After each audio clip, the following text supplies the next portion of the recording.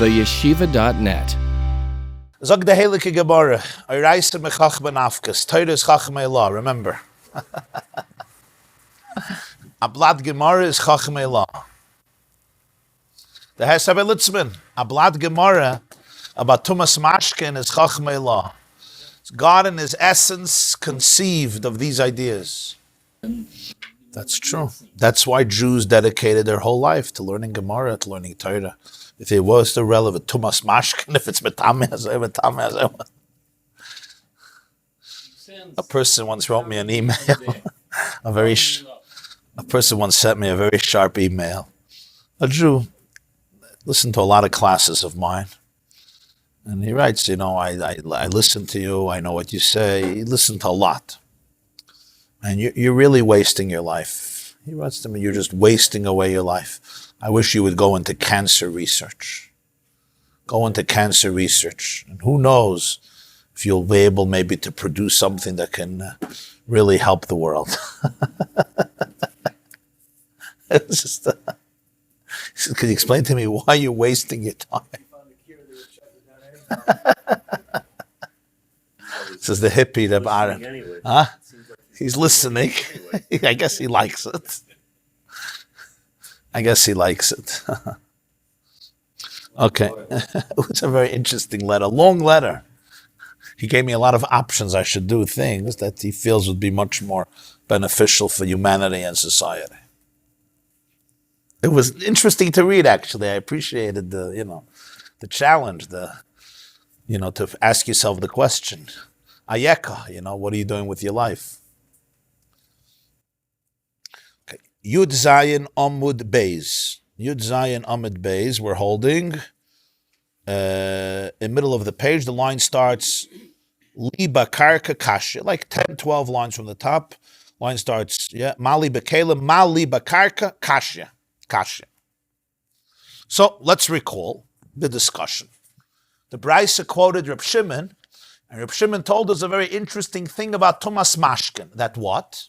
That in the Beis Hamikdash, in the butchering section, if you have liquids in vessels, in cups, in bowls, in goblets, in any keli, any utensil, it remains Tamei like anywhere else in the world. If it's Tamei, it's Tamei. If it contacts Tumah, it's Tamei. But the Chiddush is Bakarka. If it's on the ground, in the Beis HaMikdash, on the ground, in the butchering section, those mashkins will be pure. That was Reb Shimon's statement. And the way we understood it is that Reb Shimon holds Tumas Mashkin is Min HaTorah. Liquids can become biblically Tamei. That's the fact. That's how Reb Shimon learns. Not only are they Tamei Min HaTorah, they can also transfer Tumah Min HaTorah. And therefore the Chachamim don't have the authority to exclude the Beis HaMikdash from those laws. And therefore in the Beis HaMikdash too, liquids are Tamei and they will transfer Tumah if they become Tamei. What Reb Shimon is saying is that there's a unique exception that has to do with Karka. Because in Karka there is a Tahara. What's the Tahara in Karka?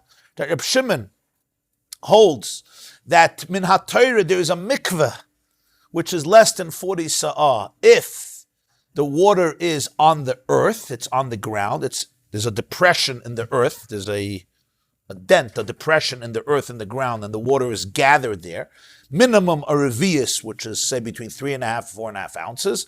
And then it's a kosher mikveh, biblically, for what? For tiny utensils. Of course, a bigger utensil wouldn't work because it has to be submerged in the water. A person, it wouldn't work because he has to be submerged in the water, and the shear for that is 40 sa'ah. But for a tiny vessel, biblically, it's a mikveh. And we know that a mikveh, the water in a mikveh does not become tamei. On the contrary, it cleanses those who are tamei that go into the mikveh. There's a clear pasuk in Parshas Shmini that a mikveh yiyetar. Achmayu nobar mikveh maim yiyetar. Those psukim in Shmini. And therefore Reb Shimon says, the reason that the revius of water on the ground outside of the Beis HaMikdash could become tamei is only because of the Chachamim. The Chachamim said that every vessel needs 40 sa'ah to become tahor. The Chachamim made a gzeira that everything should need a larger mikveh.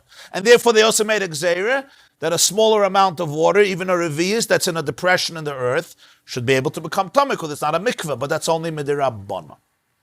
But minat Torah, it is a mikveh. So in the Beis HaMikdash, the rabbis didn't mix in. They did not impose their edict on the water that's in a depression in the Beis HaMikdash's butchering section. So over there, if tumah touches the water, it goes back to the biblical status of what? It's a mikveh, and it's a mikveh, it remains tar. And certainly it can't transfer tumah. That's Reb Shimon's chiddush in the sugya. And therefore, when Yosef ben Yezer testified that the liquid in the butchering section is tar, Reb Shimon would say he's talking about water in a depression in the ground. That's the testimony of Yosef ben Yezer, which is still a chiddush, because rabbinically that should also become tamei, because it's not a mikveh rabbinically. But they said in the Beis HaMikdash we'll keep it and maintain the biblical status, where if you have a revius of water minimum on the ground, it is considered a mikveh for one purpose, and that is the purpose of small, tiny utensils. We're going to discuss that in one moment. Midirabbanan, if it's less than 40 saw, a needle would not work. No. Midirabbanan, you need a regular mikveh even for kalim. But it's only midirabbanan. But minat Torah, you don't. By a person, the Torah clearly says, by a balkari v'rachatzas kol psare b'mayim, you have to put your whole flesh into the water. So we learn from here that you need a larger mikveh, which the Chachamim estimated to be 40 saw. How they came to that exact measurement is the way they measured the human body. From an average perspective, it's actually discussed in Kuf Yud Gimel, the end of Pesachim, Arvei Pesachim. How they came to that. But that's only for a person. For kalim, if it's any gathering of water on the ground, not in a vessel, on the ground, let's say there's a depression in the ground and it's gathered, we don't mean that it's scattered. It has to be gathered together. Mikveh, so it has to be some hole, some depression in the earth. Huh? Yeah. That puddle of water allows there to be, even if it's just a revius, which a revius, as I said, is a very, very tiny measurement of water. This is what the Gemarah is now going to explain. The previous brayso just said the statement of Reb Shimon. It didn't explain. Shimon said in Kalim it's Tamei, in Karka it's Tar. Rav Papa explains what Reb Shimon meant. I explained it earlier, but this is from Rav Papa. Hada Amrit Bekarka Tar, and when Reb Shimon said Bekarka it's Tar, lo shanu ela b'mayim. Only water, not blood. If blood is in a depression in the ground, it doesn't remain tahir. Why? Only mayim? Because it's not mitzad, a heter of beis mitbachayim that the Rabbanan made. It's because of mikveh. Avol dam loy, if it would be blood in the karka, it would not be tahir. Why? Parshat. Because if Shimon holds tumas mashkin is minat Torah. So blood becomes tamei minat Torah. So the Chachamim don't have the authority again to say that in the Beis HaMikdash the blood is tar because it's on the ground. So it's on the ground. So what? Why would it be tar? They don't have that ability to be able to extricate any liquid in Beis HaMikdash from a din tumah. The only thing that they can extricate from the din tumah in Beis HaMikdash is what? Is water in a depression. Why? Because min ha-Torah, it would be tahir. That's it, because it's a mikveh. The rabbis imposed tum on it because they said it's not a mikveh. And in the Beis HaMikdash, they left it with the biblical status. Or mayim nami lo yamar, and even water, Reb Shimon only said, eladav revius, if you have a revius. A fourth of a lug. Revius is a quarter of a lug, which is between 3.5 and 4.5 ounces. The chazi lahat bilbei mechatin v'tzinoiris, because that is the amount of water that is worthy. It's suitable to submerge in it. Mechatin are needles, and tzinoiris are spinning forks. Basically, tiny little vessels that could be submerged completely in a few ounces of water. And this has a din of mikveh min ha-Torah. Aval have a revius, but if you don't have a gathering of this amount of water, a quarter of a lug, tmeim, even according to Reb Shimon, this water is susceptible to tumah. Why? Because min ha-Torah doesn't have a din of a mikveh, so it could receive, and it's susceptible to tumah min ha-Torah, even if it's on the ground, even if it's in a hole in the ground of the Beis HaMikdash, and therefore even in the Beis HaMitbachayim, in the butchering section of the Beis HaMikdash, this water will become tamei. And just to note, it's true that for water to transfer tumah, for liquids to transfer tumah to another item of food, or even liquid midirabanan, or let's say food, it has to have a revius, but that's only to transfer tumah. But to become tamei, even a little drop of water can become tamei. So therefore, this water on the ground in the base of Mikveh that's less than a revius would become tamei, even according to Reb Shimon, because it's not a mikveh min ha Torah. Well, the original pasuk is in Parshas Shmini, Achmayan uboir mikveh mayim. That's why I said depression. Mayan is a wellspring. Boir is a pit, a pot, a cistern, or a depression. Boir means a pit, right? Mikveh mayim, which gathers water, yiyatar. So from here we learn that it has to be a gathering of water. The water is held together. The water is like one cohesive entity. Right. Yeah, mechuber lekarka means that it's not in a vessel detached from the ground, but it's on the ground itself. That's the point. Right, it's part of the karka, yeah. It's inside the karka, right, mechuber lekarka. Right, right. In other words, if it's mamash a flat earth, right, even tiny, yeah, even tiny. Yeah, but here we're talking about the liquid. The liquid is makabel toma. Well, the karka was avonim, so stone is b'chlal not makabel toma, because the liquid is makabel toma. The liquid will be makabel toma. Exactly. When you have a revius of water together, a few ounces together, which biblically becomes a mikveh, so a mikveh is not susceptible to tuma. Not only that, it's mitahir anything else that's tamei. No, Rav's position was exonerated. Rav was maintained. Rav maintained this position.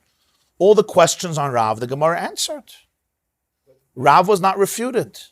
Rav seems to hold that it's not Tamei. Rav holds that there's no tumah of mashkin at all minatayr. It's all rabbinic, and hence in the Beis Hamikdash they canceled it completely because it's all rabbinic. Yeah, but here it seems that it's not. Well, Reb Shimon argues. Yeah, Rav believes that Rabbi Yosef ben Yezer's testimony was that in Beis Hamikdash there's no tumas mashkin b'chlal. Why? Because he holds that the whole tumas mashkin is a rabbinic convention, even outside of the Beis Hamikdash. Hence, in the Beis Hamikdash, they can cancel it completely. That's Rav Shitta, right? But we learned that Reb Shimon. No. It ends up. You mean the mission at the end of Mikveh, chapter 7. Machat she'nesuna al mailas hamayra hayamelech umevi b'mayim. Yeah. Excellent. Because midirabanan, even a needle needs a regular size mikveh 40 sah. Midirabanan. So therefore, if I take a needle and I put it on the step of a mikveh, I need the gal, I need the wave of the mikveh, which is 40 sah, to go over it. No, but you put it on the step. There is a difference. Sheish miles with mikveh zu al gabezu. Yeah. Here, Tosfos throws us gives us a gewaldige chiddush from this Gemarah. Fascinating chiddush. And that is, take a look at the second Tosfos. Elo dahava revius the chazel lahatbel buhu mechaten v'tzinoiris. Mikan oimer Rabbeinu Yitzchak. Mikan oimeri sheyesh ledaktek the mikveh shekuloi shov ein apostle elamidirabanan. From this Gemarah we can derive that a mikveh that is all mayim she'uvim, it was filled up through water that was drawn into vessels, biblically is a kosher mikveh. Into the vessels, and from the vessels into the pit, it's all kosher midiraisa. Only the rabbis said not good. Why? Where did you get this from? He said, look at this Gemarah. I want to ask you a question. Where did this mikveh come from? Where did this water come from? This is rainwater that fell down and went into a hole in the Azara, and that's where you're putting the needle? Where did this water come from? Tosfos is going to explain. The mashkin beis mitbachaya shein dachan al karcha chen she'uvin. Because the liquid in this butchering home, which Reb Shimon said are pure if they're on the ground, are certainly she'uvim. How do I know? Midem maflig bein dam l'mayim, v'loy maflig bein she'uvin l'mechubarim. Rav Papa said, where did Reb Shimon say it's pure if it's water. But if it's blood, it's not pure. Shouldn't Rav Papa said something more dramatic? Make a distinction in water itself. Which water was Reb Shimon talking about? Water that's natural water. Rainwater, spring water. That. But if I have water in a keli and I pour it on the floor, that water is not tahor. That's what the Papa should have said. He only makes a distinction between blood and water. He should have made a much more important distinction in water itself. By making this distinction, he gives such room for error that any water on the karka would be tar. So Tai says exactly, because that's what he believes. He believes that any water on the karka would be tar, even if it's mayim she'uvin. Why? Because minat Torah, remember, we're talking here about a biblical mikveh, not a rabbinic mikveh. Our point is that the rabbis did not add any of their own stringencies in the butchering section of the Beis HaMikdash. They kept everything biblical in order to avoid tumah for karbanos. If that's the case, we learn from here that the only exception is blood. Why is there not an exception of water that's she'uvim? That should have been an exception.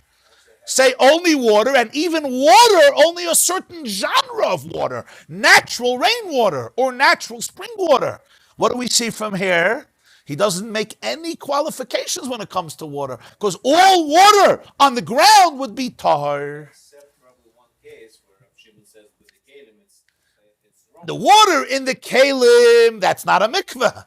If I dip the needle here, if I have this in the Beis HaMikdash, and I dip a needle in this, it's not a mikveh. But if I go like this, if I pour the water azoi, right? Suddenly that water becomes a mikveh. Why?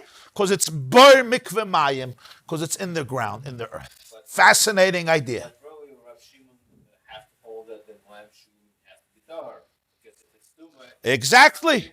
If the water on the floor, mayim shuv, wouldn't be a mikveh, then it would be susceptible to tumah like any other liquid. So how could Reb Shimon say the Beis HaMikdash it's tar? The rabbis can't challenge Torah like that. So you have to say that Reb Shimon holds that if it's on the ground, even if it's mayim she'uvin, the way Rav Papa understood him, it's still tahor. You say midiraisa. Midiraisa. If you interpose your tzinar, your cup, Exactly. the source of the water. Exactly. You can have it out of tap. Yes. But that's another You fill up your swimming pool with regular faucet water, yeah? Or you take shislach, you take kvarts from the sink and you fill it up you pour it on the floor and you have a kosher mikveh min HaTorah. Yeah.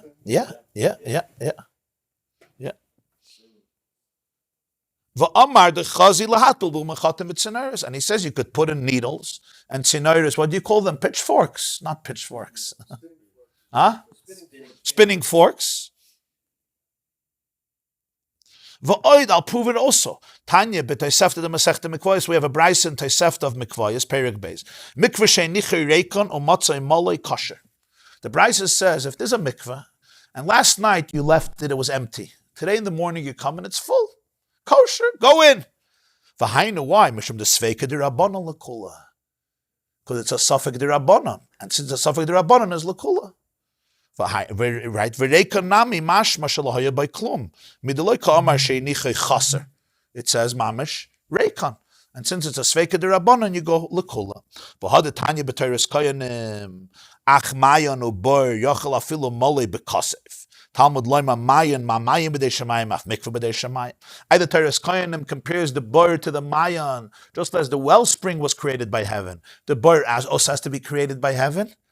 Tzarech loima da asmachta ba'almahu.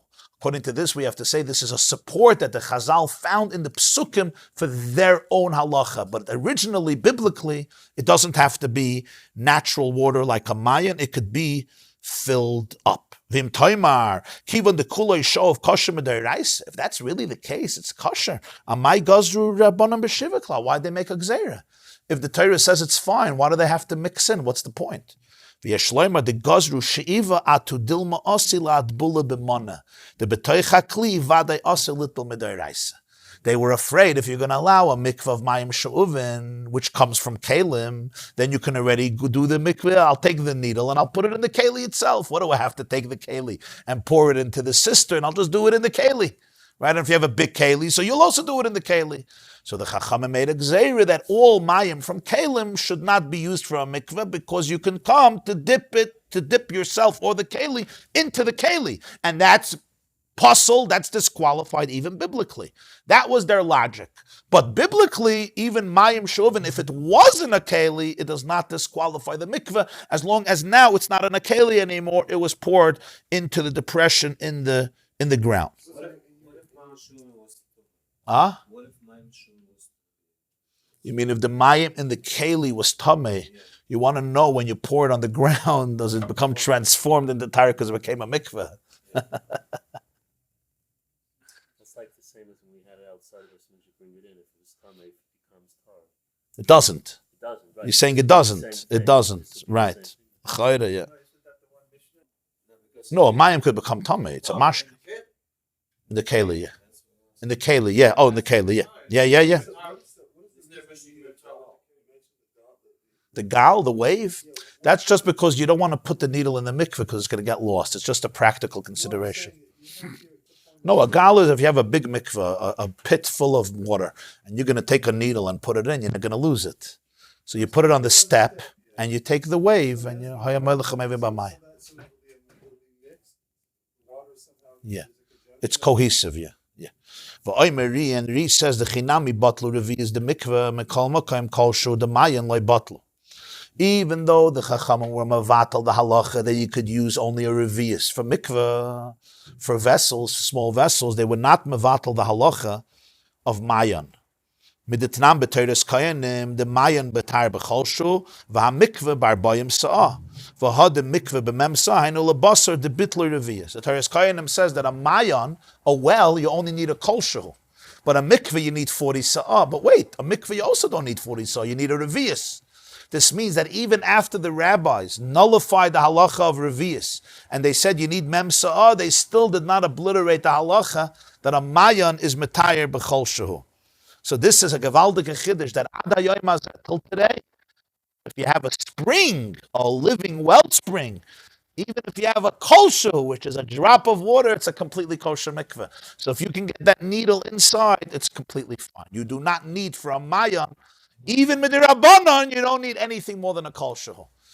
And a person also can go into a mayan, as long as you could get your body into it, even if there's no mem sa'ah, right?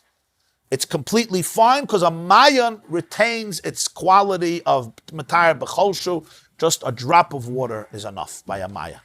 A mikveh, the Chachamim made a gzeira that a revius shouldn't be enough, mem sa'ah should be necessary. Yeah. We learn mayan matar b'chol shu, yeah. So this is the big chiddush of Tosfos here, that from this Gemarah we can learn that mayim she'uvim, if it comes from a keli, it's still a kosher mikveh min ha-Torah. And we could understand also, besides the raya that Tosfos brings, probably the water on the ground in the Beis HaMikdash was probably she'uvim. It was poured there from a keli, right? However, they brought water over. They were rinsing the karbanas. It was probably poured from a keli, and nonetheless, it's Torah because it has a din mikveh min ha-Torah. That means I take a keli and I pour it on the ground. Min ha-Torah, it's a kosher mikveh. I could put in my kelim. The Chachamim disqualified it. Why? Because they disqualified all mayim she'uvim. But in the Beis HaMikveh they didn't mix in, and they allowed us to retain the biblical status, and therefore Reb Shimon says that this mayim will not be mekabel tumah. This is the big chiddush of Tosfos, what Ri learns from this Gemarah, that the whole mayim she'uvim problem is a rabbinic problem. It's a rabbinic gzeira, not biblical. I just want to add, just for the sake of completion, that there are many Rishonim who naturally disagree with this position, and they hold that mayim she'uvim disqualifies the mikveh min ha-Torah, not rabbinically, and they say that when the Gemarah says here that mayim bekarka is tamei, it means not mayim bekarka that was once in kalim. When it says kalim are tamei and karka is tar, it doesn't mean if it's in karka now. If it was ever in a keli, it remains tamei, even if now it's in the karka. When Reb Shimon says kalim tamei and karka tar, Tosfos understood kalim means it's now in a keli. But if it's now in karka, it's always tar, even if it was once in a keli. They say you misunderstood the Gemarah. The Gemarah meant what Reb Shimon was saying is if it was ever in a keli, it remains tamei even if it's now in the karka. So if I had mayim and a keli and I poured it on the karka, even if there's a revius, Reb Shimon would say it's tamei because it's mayim she'uvim. It's not a mikveh even biblically. When it says karka, it means it was naturally on the karka. How was it naturally in the karka? There was no roof. It rained one day. If it rained, there may be a gathering of water. That's a good mikveh water. It's only a revius. I'm fine.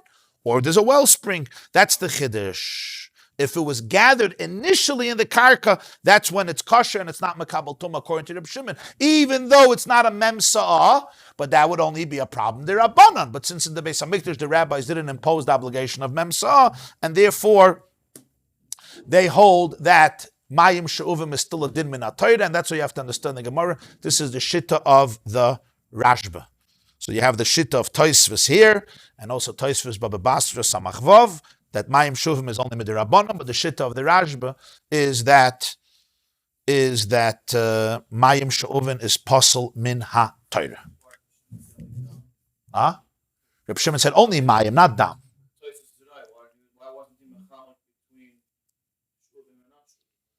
So why? How do you answer Tosfos' kasha? Why he wasn't mechal between shuvim and not shuvim? Parshas, because this shit holds that he said this clearly, kalim and karka. That he said. He doesn't learn kalim. It wasn't. He doesn't learn kalim. It's now in kalim. He learns kalim. It wasn't kalim. So he said so clearly. Is the reason that the next time you didn't get to the Tosfos is everybody Yitzchak? Yeah. That's one of the grandsons of. Grandson of Rashi. Yeah. Who's the Rabbi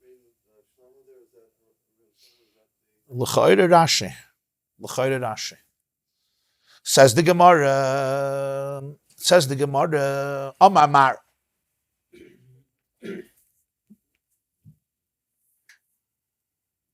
The master said, who's the master? We learned before on the Aftazayin Amar Aleph, a Braisa, which gave us three shittas about Tumas Mashkin, Reb Meir on one extreme, Rabbi Yehuda on the other extreme, Rabbi Yossi and Reb Shimon in the middle. Reb Meir said Mashka is Tamei min HaTorah, but it doesn't transfer Tumah.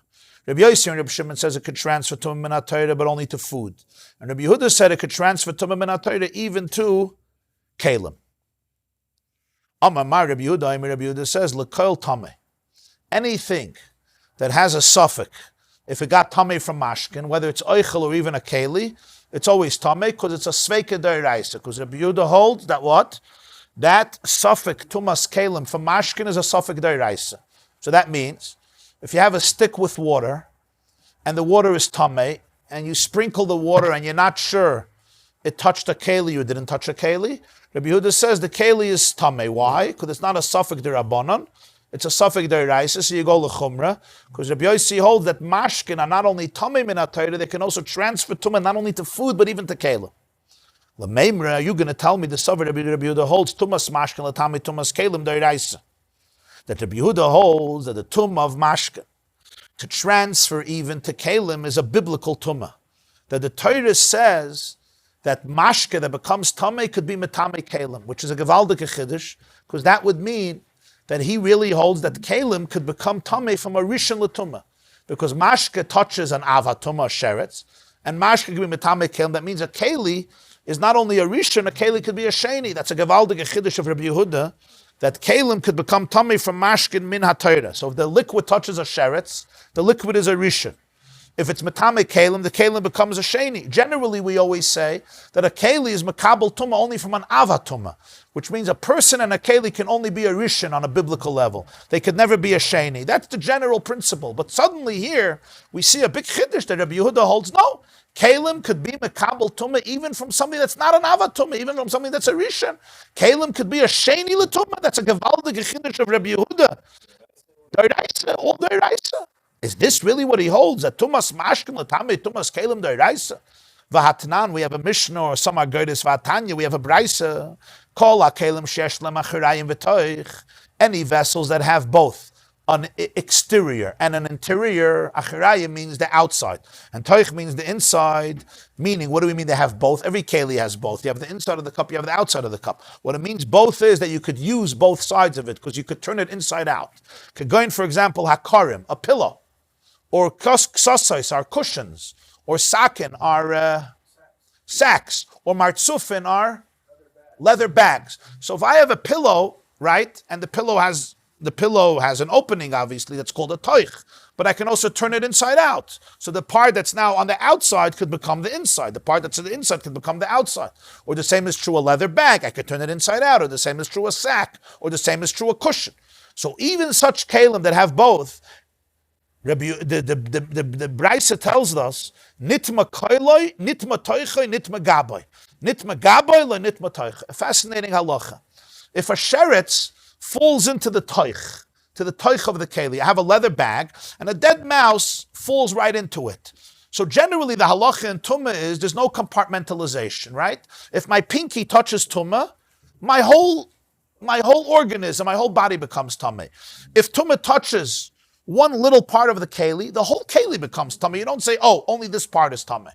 We have now a good gewaltige chiddush that even these kalim, where the inside and the outside are transferable, meaning there's no real inside and there's no real outside, because they could be turned inside out. Nonetheless, if the toich gets tamei, nitma gabai, then the back of it, the outside also gets tamei, but nitma gabai, le nitma toichai. If the dead mouse touches the outside of the leather bag, the inside of the leather bag doesn't get tamei. That means if I put food into the inside of the leather bag, that food is not going to get tamei. Only if I touch food on the back of the keli, which touch the sheretz, that food becomes tamei. Wow, what a chiddush.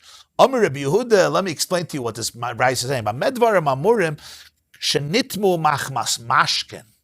Avol nitma machmas sheretz, nitma toicha, nitma gabay, nitma gabay, nitma toicha. This is only if this vessel touched liquid that was tamei. Then we make a distinction if the liquid went inside the keli, or the liquid only touched the outside of the keli.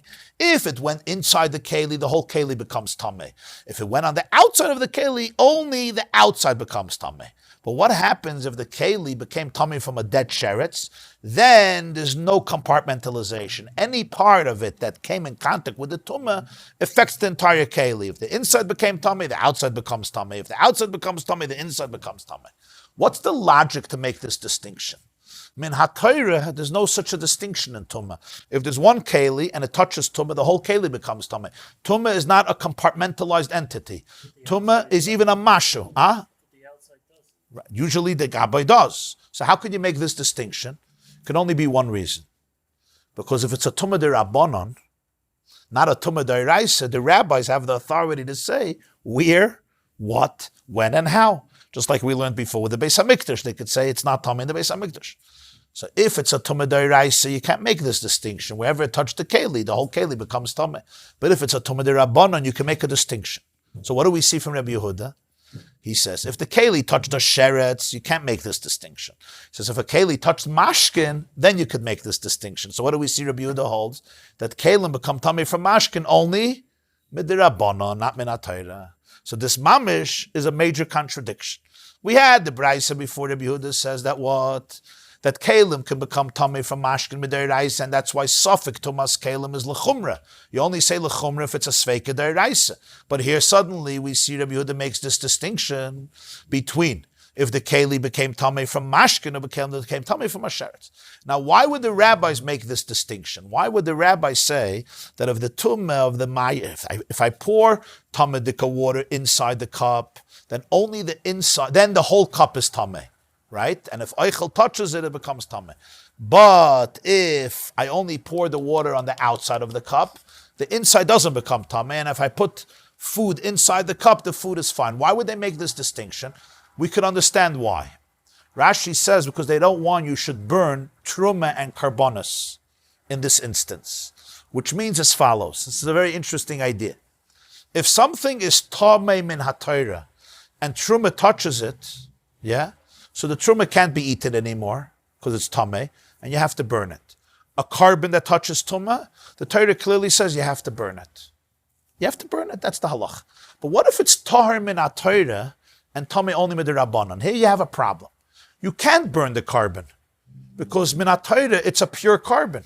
You can't burn the truma because min ha-Torah it's pure truma. So you're taking kosher edible truma and kosher min ha-Torah and you're burning it. You're not allowed to. The rabbis say you're not allowed to eat it, but they can't tell you to burn it because min ha-Torah It's pure. You're not allowed to burn a kosher carbon. You're not supposed to until it's tamei. But this tumah is only midrabanan. You see the problem. So it's a different halacha. So what do you do with it? You have to let the truma decompose. You have to just let it decompose, or you have to leave it until it becomes tamei min haTorah, and then you can burn it. What do you do with karbonis? The same thing. You can't burn it. You have to let it become nicer, meaning you have to allow it to remain after the prescribed time for eating, and then you could burn it min haTorah. But right now I can't burn it. So the rabbis were always afraid of something. When they imposed tumah, they were afraid that people should not compare their tumah to biblical tumah. Because if people will equate the two tumahs, and truma will touch the truma d'Rabbanan, people will burn the truma. And you're not allowed to burn that truma until it becomes tamei min haTorah.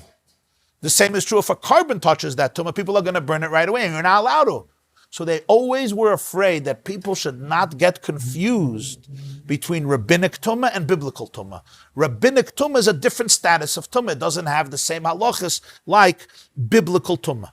So that's the reason that the Chachamim made a special heker, a special identifying mark to recognize that something is a tumah d'Rabbanan and not a tumah d'Oraisa. What's the heker? The heker is that if the keli became tamei from a tumah min haTorah, so the whole keli is always tamei.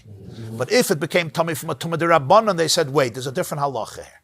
If it got tamei on the inside, then the whole keli is considered tamei. But if it got tamei only on the outside, the inside is not considered tamei. That distinction created awareness, right? So when somebody said, wait, don't put your food here. Why? The keli is tamei. The keli is tamei, right? What do you mean it's tamei? What happened? Oh, mashke touched it. Where did it touch? It touched the back. Oh, the inside of the keli is not tamei. That tremendous difference in halacha right away created a very clear, acute awareness that it's a tumah d'Rabbanan, it's not a tumah d'Oraisa.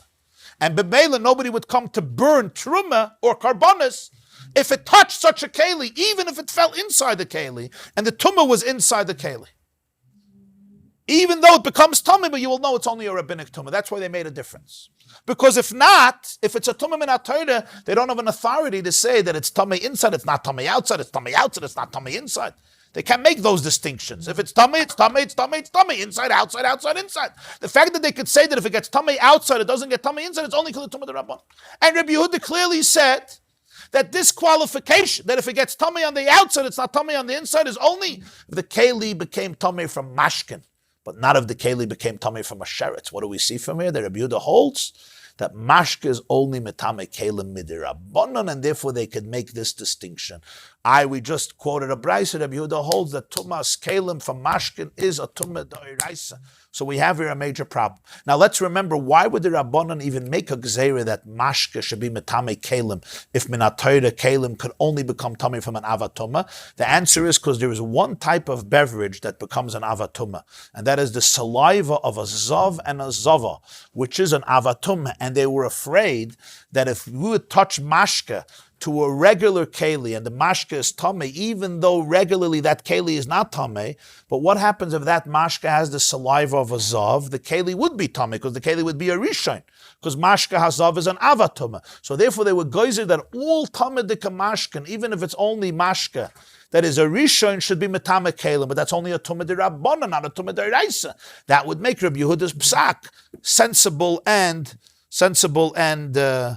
logical. So therefore, we have here a problem. Amar Rabbi Yehuda, Amar Shmuel, Rabbi Yehuda's name Shmuel, Chaza by Rabbi Yehuda. You have to say Rabbi Yehuda retracted from what he said in the previous brayso, and he agrees that mashke is not metame kelim, only midirabbanan, which means Rabbi Yehuda would hold if there's a suffix, if it was metame the keli, it would be tahir. Ravina says, la'olam loy hadar. No, Rabbi Yehuda did not retract. He did not retract. Habe mashkin haboye machmas yadayim, habe mashkin haboye machmas sheretz. When Rabbi Yehuda said the keli touched mashkin, he's talking about mashkin that became tamei from yadayim. Let's remember that the chachamim were geyser that stam yadayim, regular hands that were not washed, are called sheni l'tumah. If it touches truma, it makes the truma shlishi. If mashke touches my hands, that mashke is tamei. Everyone holds that's midirabbanan because tumas yadayim is only dirabbanan. Huh? If I do netilas yadayim, according to the halachas of netilas yadayim, but let's say I just touch a drop of water. Let's say I take my finger and I touch a cup of water. I didn't do netilas yadayim.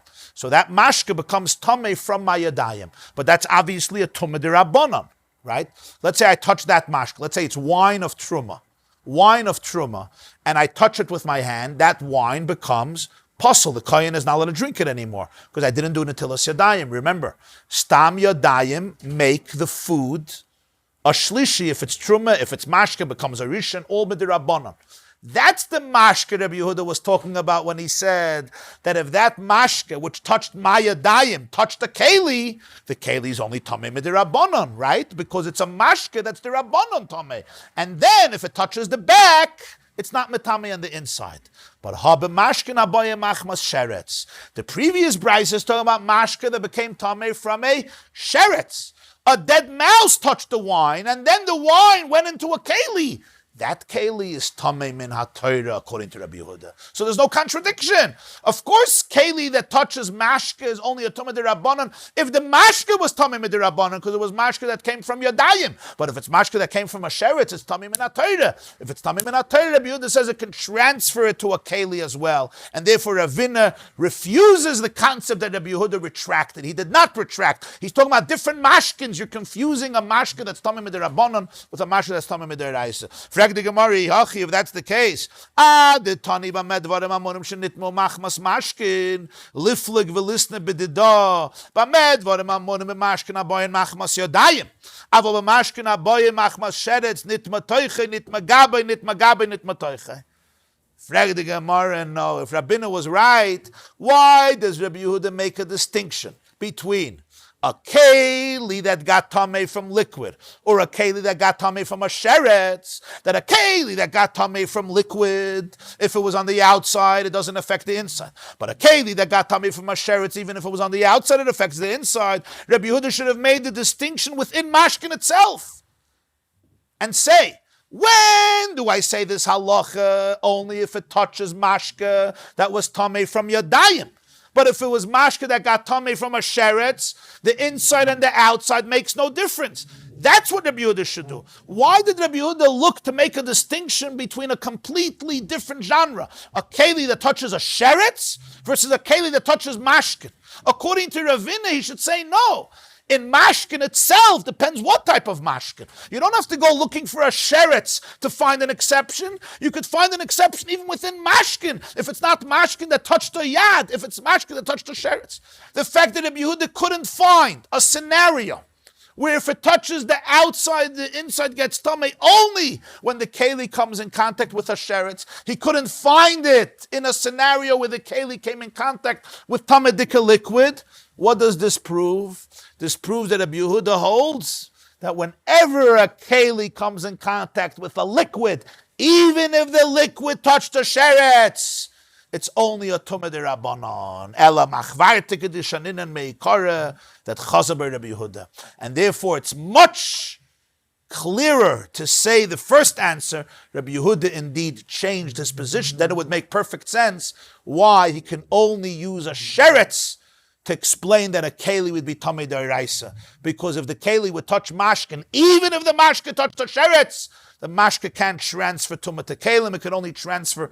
It could become tamei. It can transfer tumah perhaps, but not to kelim, because that would only be the rabbanan, and therefore any mashkin that touches a keli is only a tumah de rabbanan, and therefore Rabbi Yehuda says that what? Even though it's tamei de rabbanan, it has to have a tumah inside. The mashka has to go inside to be metama the whole keli, and if it's only on the outside, it's not metama the whole keli. But the Gemarah now clarifies one last point. Iboyaluhu mikelim hu dahader be aval ba'eichlin kereb Yosef Reb Shimon svirelei oidilma legamri hader be kereb Meir. When Rabbi Yehuda retracted from his earlier position, did he go to the other extreme, or he just backed off a little bit? Does he agree to Rabbi Yossi and Rabbi Shimon that at least Eichel can transfer Tumah min HaTorah, that Mashke could transfer Tumah min HaTorah to other food, or he actually agrees to Rabbi Meir that it can't transfer Tumah at all? We know Rabbi Yehuda retracted from his original position that Mashke, not only does it become Tamei, not only does it transfer Tumah to Eichel, it transfers Tumah to Kelim also. When he backed off from that, does he say, okay, it doesn't transfer Tumah to Kalim, but it still transfers Tumah to Eichel, like Rabbi Yossi and Rabbi Shimon? Or he completely retracts from the idea that Mashke transfers Tumah, and he agrees to Rabbi Meir that Mashke will not transfer any Tumah min HaTorah, even to food. How far, how much did he retract? Did he retract completely, or did he retract only partially? Rabbi Nachman bar Yitzchak says, Toshma, there's a Mishnah, fascinating Mishnah. Here is a scenario. A cow drank meichatos. What's meichatos? Meichatos is water that they mixed into this water the ashes of the red cow, the para aduma, the red heifer that was slaughtered and burnt. So they have now the mixture of water with ashes. We sprinkle this water on any person or any utensil that became tamei from a corpse, and that's how they become tahir, right? We sprinkle from the mixture of ashes and water. And here is a fascinating halacha in Chumash. The Torah tells us that meichatos, this water that cleanses everybody from the worst tumah, is called an av hatumah. One of the fathers of tumah is the water mixed with ashes, which is one of the paradoxes of the red heifer, that which causes cleansing and purity to everyone it comes in contact with, on its own, it's impure. It's a fascinating halacha. Not only is it impure, it's considered an av hatumah. It's a father of tumah. It's a source that generates tumah. Right? Fascinating. You take this water and you sprinkle it on me, and I'm tamei maize. I become perfect. I'm tamei. I can go into Beis Hamikdash. I can make. I'm tired. I'm good. I can go into the Beis Hamikdash, to the Azor. I can be makriv karbanos. Everything is good. The water itself is considered an av hatumah. Fascinating halacha. So therefore, anyone who touches this water on Adam or a Kale, if they sprinkle the water on a Tamadika person, he becomes tar. But if I go and I just touch this water, I become now Tamei. I become a Rishon L'Tumah. If a Keli touches this water, the Keli becomes a Rishon L'Tumah. Okay, now, this behemoth, I have a cow, and the cow drank this water. Now, what's the halacha? The cow now came in contact with this water. Now, we know that a living animal can't become Tamei, right? Tumah with animals is only after death. Only a person could sometimes become Tamei when he or she is alive. But an animal, there's no tumah in an animal as long as the animal is living. That's the fact. So this behemoth has no problem. This living animal, it drank the water. But here's the problem. The problem is I slaughtered the animal. Yeah? And let's say I slaughtered the animal immediately after it drank the water. Okay, now I cut open the animal, and there's the water. There's the meichatas, and the meichatas is touching the flesh of the animal. Is this flesh tamei or not tamei? What do you say? Yeah. So they slaughtered the cow. They slaughtered the cow. Some are even goyres. It was within 24 hours. The water was in the abdomen, in the intestines of the. So psara tamei. The basar of the cow is tamei. Why? Because it became tamei from the meichatos, from the water mixed with ashes of the paradum, which is an avatuma. It makes this eichel, this meat of the animal, tamei. Rabbi Yehuda says, sorry, batlu b'mei'eha. Batlu b'mei'eha means the water became nullified while it was in the womb of the behemoth. It's not called meichatos anymore because you can't use it for meichatos anymore. Meichatos needs to be protected. The Torah says it has to be lemishmeres, lemeinida. It has to be protected. You have to guard it. You have to think about it. The moment the cow swallowed it and drank it, you can't guard it anymore. You can't protect it anymore. So therefore, it can't be, let's say he spits it out. You can't use it for meichatos anymore. Once it's in the meyayim, well, he's not going to spit it out anymore, obviously. But the point is, it's possible. Hesach hadas. You just stop thinking about it. So Rabbi Yehuda says, it's not meichatos. Once it's inside the par, it's not meichatos. It's not meichatos. It's not tamei anymore. So I don't care if it touches the meat. That's what Rabbi Yehuda says. Frag the Gemarah gewaltige kasha. Isol kedaitich mikelem uda haderbei. Aval ba'oichlin ke Rabbi Yosef Rabbi Shimon svirulei. If you hold that Rabbi Yehuda holds that what? That mashke can't be metame kelim in Torah. That's what he retracted from. But when it comes to food, he agrees to Rabbi Yosef and Rabbi Shimon that mashke could transfer tumah to oichel. Amai bottle b'meyel legamri. Why does Rabbi Yehuda hold that the basar is not tamei? Because the water gets nullified completely in the womb of the cow. Nihid tumah chamura loy metamo. But tumah kala miya netamo. I can understand that the water can't transfer tumah to the meat, the big, stringent tumah of ava tumah of meichatos. Because the status of the para aduma water is gone once it went into the intestines of the para. Granted, that I understand. But I have another question. Tumah kalami and itamu. It should at least transfer the lenient tumah. Which lenient tumah? That the mashke became tamei. Like regular mashke, that's tamei, which transfers the tumah to the meat. Remember, this liquid has two qualities in it. It used to be meichatas. It used to be the water of the ashes and the water of paraduma, which is an avatuma. That was cancelled. Why was it cancelled? Because once it's swallowed up by the para, you can't use it as meichatas anymore. It's disqualified as meichatas, so it loses that status. It's like regular water. Okay, so it's like regular water. But now I ask you, regular water that touches an avatuma is tamei or not tamei? Right? Regular water that touches a sheretz is what? Is tamei. This regular water, did it touch meichatas or not? I ask you, here's a question I want to ask you. If you are something, are you considered something that touched that? Huh? Regular water that touches meichatos is tamei. It's harishan. So now I ask you, just because you're meichatos yourself, you don't have that tumah.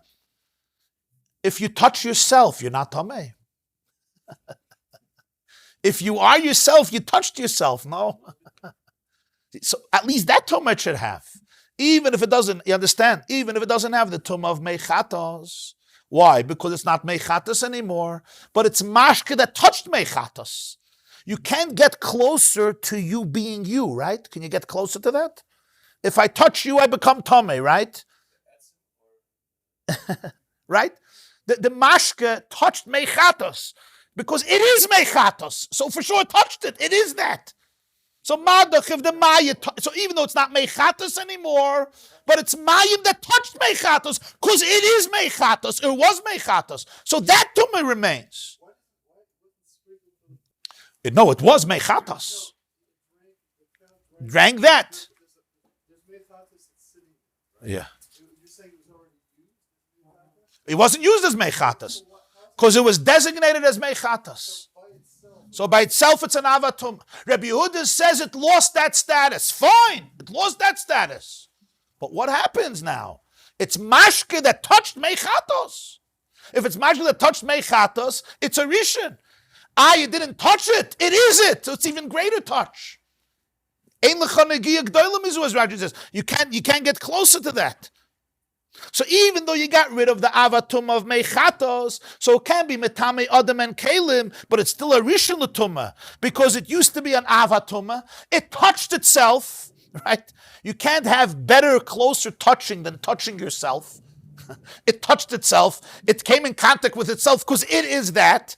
So at least it's a regular mayim that touched an avatumah. It becomes a rishon and it transfers it to the basar. So why would the basar not be tamei? Unless Rabbi Yehuda holds that mashke doesn't transfer tumah to oichel, meaning he holds like Reb Meir, then it would work. So we have that's a great proof that Reb Nachman brought that Rabbi Yehuda retracted completely. He went to the other extreme. So the Gemarah says, no, my botlu b'meyeh anami, botlu mituma chamura, v'tuma kala mitamu. Maybe when he said botlu b'meyeh, what did he mean? What did he mean when he said that the mayim is batlu b'meyah? He meant this, that there's no tumah chamura, but there's still a tumah kala. It's not an avatuma that's matama the basar, but it's like a rishon l'tumah that's matama the basar. That's taka what he meant, batlu b'meyah nami. That's taka what he meant too. Really? Miklal, the Tanakama is savar tumah chamura nami matama. That means the first Tana, Rabbi Yehuda is arguing with him, says the basar is tamei, it means even with avatuma. Because Rabbi Yehuda is being a little more lenient. It's only Rishon. But Tanakama holds it's an Avatuma, the Mayim. Hapsara Tamik Tani. But he says only the Basar is Tamei. That means if it would touch an Adam or a Keli, it wouldn't be Tamei. If Tanakama holds it's an Avatuma, then an Avatuma is Matame, even a person and Kalim. Not only Basar. Even Tanakama says only the Basar is Tamei. Remember, an Avatuma could be Matame, Adam and Kalim. A Rishon Latuma could never be Matame, Adam and Kalim. A Rishon Latuma could be Matame, Oichel and Mashke. Tanakama said that the Basar is Tamei. Basar, not a person, but an avatum. If I touch an avatum, I become a biblical rishon. If a keli touches an avatum, it becomes a biblical rishon. Biblically, you'll never have an adam or a keli that's a sheni. It doesn't exist. An adam or a keli can only become tummy from an av. Oichel and mashke can become tummy from a rishon. Tanakama said that the basar becomes tummy from the water, not a person and a keli that touches it. Why? Because it's not an avatuma, but you just said that according to Tanakama it's an av, because even Rabbi Yehuda holds that it's a rishon, it's just not an av. So Tanakama, who's more stringent, holds that it's an av. So why does he say only the basar is tamei? According to Tanakama, only Eichel will become Tamei. That means that according to Rabbi Yehuda, even Eichel will not become Tamei. So that means Rabbi Yehuda did retract. And he holds like Reb Meir that even Eichel won't become Tamei from Mashkin biblically. So the Gemarah says, no, you could say Kula Reb Yehudahi. If you want, you could still maintain the position that Reb Yehuda holds that Eichel does become Tamei from Mashkin. And the whole Mishnah is really one big Reb Yehuda. It's as though there are a few words missing and you have to fill them in. The Mishnah says, a cow that drinks meichatas psara tamei. The basar is tamei. Even though the para is not tummy when it's alive, but the basar becomes tummy from the water after shchita, because the water is tummy and it transfers tummy to the basar. Which tumma are we talking about? Tumma kala, a lenient tumma, that the basar becomes tummy from mayim. Aval tumma chamura, but the serious tumma, the ava tumma, which could be metame, even adam and kalim, loy. Rabbi Yehuda because Rabbi Yehuda explained that the meichatas became nullified in the meyayim and it can't be metame anymore, adam and kalim, and therefore can only be metame basar. So it's not two shittas here that are separate shittas. It's all Rabbi Yehuda, and you could still maintain that the tumah could be transferred to Eichel. Rav Ashi says another way of learning it is la'olam batlu b'mayel legamri. Rabbi Yehuda holds that the water is completely nullified in her womb and cannot transfer tumah at all. Because it's putrid liquid. It's saruach. What's saruach? Putrid, which means it stinks. It's disgusting. Once a para drinks water, right? Even when you shecht it and you find the water, it's not dignified liquid. It's disgusting. It's putrid. That mashke is not metame at all. Why? Because when the Torah speaks about mashke that becomes tamei, it says v'chol mashke sheyishasa b'chol kli. It's mashke that you drink in a vessel, mashke that's dignified, that's suitable for drink. I'm not going to take water from the womb of a para unless I'm desperate. It's saruach, it's disgusting water, so the whole din of tumah doesn't apply there. It's only chal on mashke that's roy to drink. So therefore, that's the vart of Rabbi Yehuda. Really, he holds that mashke does transfer tumah to Eichel. You don't have to say he doesn't hold. The reason here the mashke stops transferring tumah is because not only is it not meichatos, it's not considered mayim, it's saruach, it's disgusting. So it's ois tumah and it can't transfer tumah. It doesn't have all the dinim of tumah. It's putrid water. It's mashke saruach. That's the vart. Batlu b'meyeh, not only from meichatos. Batlu b'meyeh, once it's in the womb, the whole tumah is gone. Why is the tumah gone? Because it's saruach. But regular mashke would be able to transfer tumah. The chiddush would be that according to this, Tanakama would hold that what? That this mashke would still be a source of tumah. Even though mashke saruach, everybody holds is not mekabel tumah. But apparently he holds that what? That a chiddush, that even if he holds that mayim is metame the basar, even if it's not an avatum, it's not meichatos, but it can transfer tumah to the basar, it's mashke saruach. So it could be that some say it's a chumrah of meichatas, because it was meichatas, they made a special chumrah, but Tanakama holds it does make it tamei. But Rabbi Yehuda would hold not, because it's mashke saruach. I'll call upon him. Rabbi Yehuda's we're maintaining the position that Rabbi Yehuda retracted, but he could still hold that it transfers tumah to Eichel. It doesn't necessarily mean that he retracted completely from his position. When the parah drank it, of course, it was avatuma. Now it became saruach. Once it went in, it became saruach, obviously. No, because the tumah is after shchita. Remember, when a parah is alive, it's not makabel tumah, only after shchita. Yeah. Yeah, I mean, if you have a cow and the cow sees on... Right. And remember, there were animals all over the place, and a cow observes water and it goes to drink. Right. The mechatos was split. There was a part of the Beis Hamikdash, there was a part on the Hara Mishcha, and there was a part that went to all the communities. The Rashi shenitmu b'mashkin on Yud Zayin Amid Beis, you mean, right? So it's talking about, let's say, a leather bag that got tamei with liquid, right? The tumas on lavdei raisa lekelim. The tumah is not biblical because it's going from mashke to kelim, so it's not biblical. It's the rabbis who made a decree that tamei mashkin shouldn't purify kelim. Why? Mishum mashke zav zava shein avatuma. Because the rabbis were afraid that if mashke falls into a keli and you say it's nothing, because it's not anything, it's tahar, once in a while a mashke can have in it the saliva of a zav.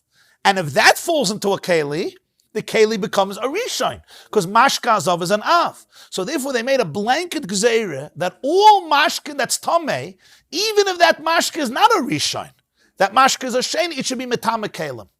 Even if the mashke is not a rishon, and even if that mashke, is not an av, even if that mashke is a rishon, and it can't be metame kelim biblically, they said it should be metame kelim midrabanon, because they were afraid that there is a type of mashke that could be an av that may get mixed into the mashke and may touch a keli, or it may just touch a keli on its own, and you will say, oh, it's nothing, it's a liquid. Liquid is nothing, the keli is tired, and really, the keli became tamei, and you put in truma, let's say there's a zav in the house, right? Yeah? And he drinks water, and he's drinking water. That water became a rishon, right? Now you're going to take that water, you're going to pour it into a bowl, and it's not a big deal. The bowl is a keli, it's mashke. But what if a little saliva went in? And now the keli became a rishon, and now you're going to use the keli for truma, and that truma you're not allowed to eat anymore. So the Chachamim made a blanket gezeira that mashke that's tamei on any level of tumah should be metame kelim, but it's only rabbinic. Therefore, the avdi behura bonan hekera. So the rabbis made a heker, a recognition, an identifying mark. Shem nitma gabel nitma toichai. That if the outside got tamei from the mashke, the inside is pure. Ki heiche that's the heker. That's the identifying mark. Ki heiche, so the leidu that people should know the hachtuma lav doiraisa. This is not biblical. Who cares? The loyal sarfu alei truma v'kachim. So they should never burn truma or karbonis by coming in contact with this rabbinic tumah. As the Gemarah explains in B'chaydes, in the testimony of a man named Chizkiah, the father of Ikesh, where it's explained that if the contact of tumah, the source of tumah, was rabbinic, there was no permission to burn the truma and the karbonis. The truma had to be left to decay, to decompose and rot away, and the kachim had to wait till it became nicer, and then they could burn it, because it's only a tumah d'Rabbanan. That's why the Chachamim came up with this idea of making a heker, so that when you said, oh, the kelim atamei, wait, let's find out. Toichai, gabai, toichai. Why they want to do that? Right away to say, oh, this is a different genre of tumah, and we're good. Unless, of course, if the mashka was really mashka hazav, then there would be no distinction. The whole keli would be, even if it touched the outside, the inside would be. This class is brought to you by theyeshiva.net. Please help us continue the classes. Make even a small contribution at www.theyeshiva.net/donate.